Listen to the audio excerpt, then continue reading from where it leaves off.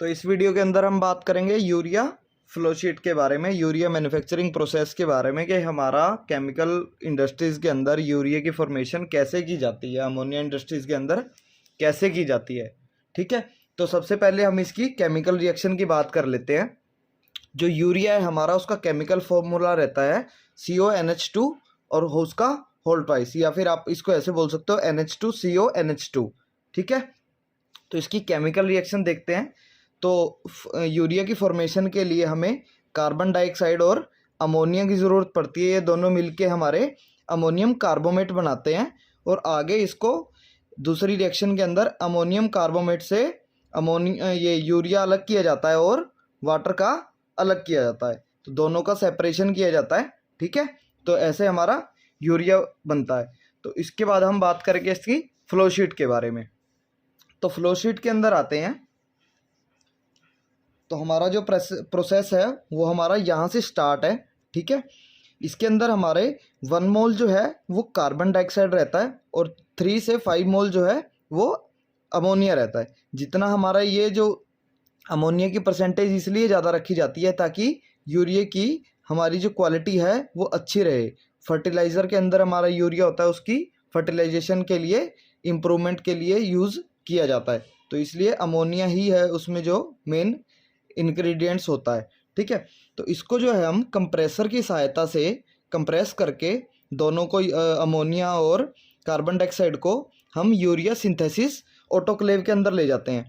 तो urea synthesis autoclave के अंदर हमारा इसका टेम्परेचर 185 डिग्री और 180 एटमॉस्फेयर के अप्रोक्स हमारा प्रेशर रहता है।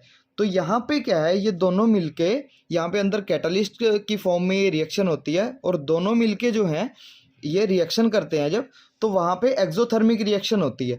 एक्सोथर्मिक रिएक्शन होती है तो वो क्या है कि हीट रिलीज़ करते हैं। तो वहाँ पे जो है प्रेशर और हीट की जो है फॉर्मेशन होती है, तो इसलिए इसको कूलिंग वाटर से सर्कुलेटेड रखा जाता है प्रोसेस को। तो यहाँ पे जो हमारी पहली रिएक्शन हमने देखी थी, ठीक है, कार्बन डाइऑक्साइड के साथ में अमोनिया जो है यहाँ पे रिएक्शन करके अमोनियम कार्बोमेट बनाता है और आगे इसकी सेकंड रिएक्शन जो है यहीं पे अमोनियम कार्बोमेट से यूरिया और वाटर की फॉर्म में, जो हम यहाँ पे हमें मिलेगी इस पॉइंट पे, यहाँ पे हमें अमोनियम कार्बोमेट, यूरिया और अनरिएक्टेड जो रिएक्शन यहाँ पे नहीं हो पाई, अनरिएक्टेड अमोनिया और कार्बन डाइऑक्साइड मिलेगी। तो उसको हम आगे जो है यहाँ पे थ्रोटलिंग वाल पे ले जाते हैं। थ्रोटलिंग वाल के थ्रू हम क्या करेंगे, थ्रोटलिंग वाल इसका क्या करेगा कि यहाँ पे हमारा प्रेशर, इसका प्रेशर को डिक्रीज़ करेगा। यहाँ पे हमें 180 हमारा प्रेशर था एटमॉस्फेयर और यहाँ पे 27। तो थ्रोटलिंग वाल का यूज़ करके हम इसको प्रेशर को जो है इसको कम करते हैं। और उसके बाद जो है ये हमारा स्टीम इकोनोमाइज़र है।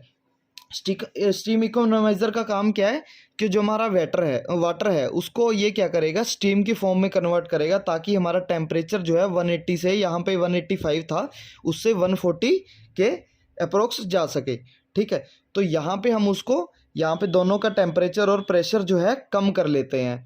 ठीक है, तो यहाँ पे हमारे पास क्या है कि यूरिया रहता है और कुछ उसमें अनरिएक्टेड हो सकता है गैसेस रहें, और वाटर की भी जो है उसको पानी के कंटेंट्स इसके अंदर कुछ रह जाते हैं। तो उनको क्या किया जाता है, यहाँ पे कंडेंसेट करके, ठीक है, उसको अनरिएक्टेड गैसेस को और पानी के उसको यहाँ पे क्या है कि पार्शियल वेपराइजेशन प्रोसेस किया जाता है। तो उससे क्या रहता है कि यहाँ पे वेपर्स की फॉर्म में जो हमारा पानी है इसके अंदर वो ऊपर से, और बाकी जो है अनरिएक्टेड उसको कंडेंसेट करके हम यहाँ से रिसाइकिल के लिए दोबारा भेज देते हैं। तो उसके बाद जो है हम यहाँ से जो हमारा यूरिया है उसको हम दोबारा फिर कहाँ पे लेके जाएंगे, स्टीम इकोनोमाइज़र में। स्टीम इकोनोमाइज़र में ले जा करके उसका क्या किया जाएगा, प्रेशर को हमें यहाँ से 27 एटमॉस्फेयर प्रेशर है, यहाँ पे हमारा जो फ्लैश ड्रम के अंदर है 1 एटमॉस्फेयर है, तो इसको हम दोबारा जो है थ्रोटलिंग वाल से प्रेशर को रिलीज़ करेंगे, प्रेशर को कम करेंगे। फ्लैश ड्रम हमारा क्या करता है, एक तरह से वो सेपरेशन का काम करता है, लिक्विड और गैस फेज़ को दोनों को अलग अलग करने के लिए। जो हमारा गैस फेज़ ऑफ गैसेस है यहाँ पे अमोनिया और कार्बन डाइऑक्साइड, वो जो है हमें यहाँ पे अमोनिया जो है बाय प्रोडक्ट भी मिल जाता है, और जो अनरिएक्टेड है अगर हमें दोबारा उसकी रिएक्शन करानी है तो हम उसको दोबारा फिर यूरिया सिंथेसिस ऑटोक्लेव के यहाँ ले जाते हैं। तो यहाँ से जो है हमारा फ्लैश ड्रम के बाद हमें जो है यहाँ पे 80% एक्वस यूरिया मिल जाता है, जो कि हमारा नाइट्रोजन लिक्विड प्रोडक्ट के अंदर यूज़ हो जाता है, ठीक है, एज ए बाय प्रोडक्ट। उसके बाद हम क्या करते हैं, इसकी कंसंट्रेशन को बढ़ाने के लिए यहाँ पे हम स्टीम प्रोवाइड करते हैं, और यहाँ पे 1 एटमॉस्फेयर प्रेशर है, और आगे हमारा जो प्रेशर है वो इसको हम आगे टेम्परेचर एक 135 डिग्री, और ये प्रेशर जो है हमारा 60 mmHg होता है। तो इसको क्या है वैक्यूम इवेपोरेटर के अंदर ले जाते हैं। वैक्यूम इवेपोरेटर क्या क्या करता है, इसकी कंसंट्रेशन को इंक्रीज करता है। इसके अंदर वाटर का जो कुछ कंटेंट्स रह गए हैं उसको वेपर करेगा पार्शियल वेपर की फॉर्म में, और इसको जो है 99% तक जो है वो प्योर कर देगा। तो यहाँ तक जो हमारा यूरिया है वो हमारा मोल्टन स्टेट के अंदर होगा। हमें किस स्टेट में चाहिए, ग्रैनुअल्स की फॉर्म में, क्योंकि हमारा यूरिया जो है मार्केट के अंदर ग्रैनुअल्स की फॉर्म में मिलता है। तो इसको जो है हम आगे पंप करके प्रीलिंग टावर के अंदर ले जाते हैं। प्रीलिंग टावर आपने देखा होगा, इधर जब हम कानपुर साइड में, लखनऊ साइड में जाते हैं तो वहाँ पे हमारी इंडस्ट्रीज़ हैं 1-2 अमोनिया की, वहाँ पे बड़े बड़े लंबे लंबे जो टावर लगे होते हैं साइलो टाइप के, उस टाइप का जो प्रीलिंग टावर हमें देखने का रहता है। इसके अंदर क्या रहता है, यहाँ पे एक तरह से एक बाल्टी की तरह, मतलब उसमें छेद होते हैं, तो वो हमारा यहाँ पे लगा रहता है, जो कि जहाँ से ये इसकी शावरिंग की जाती है, ठीक है। तो यहाँ पे क्या है कि प्रॉपर वो राउंड शेप में नहीं आती ड्रॉप्स, जैसा आपने शावर के अंदर देखा होगा, जब हमारी ड्रॉप गिरती है वो वहाँ से क्या है कि थोड़ी राउंड शेप ले लेती है। एक्यूरेट बिल्कुल वो क्या है कि सर्कल नहीं होगी, लेकिन शेपिंग जो उसकी अप्रोक्सीमेट गोल हो जाती है। तो ऐसे ही यहाँ पे इसको ड्रॉप करके ही, एक तरह से बौछार करके ही गिराया जाता है। प्रीलिंग टावर के अंदर नीचे से इसका कूलिंग एयर का सर्कुलेशन रहता है, और यहाँ पे जो है जो हमारी एयर रहती है वो रिलीज पॉइंट रहता है। तो उसमें क्या है, हमारा प्रीलिंग टावर के अंदर जो हमारा यूरिया है मोल्टन स्टेट में था वो ग्रैनुअल्स की फॉर्म में कन्वर्ट हो जाता है।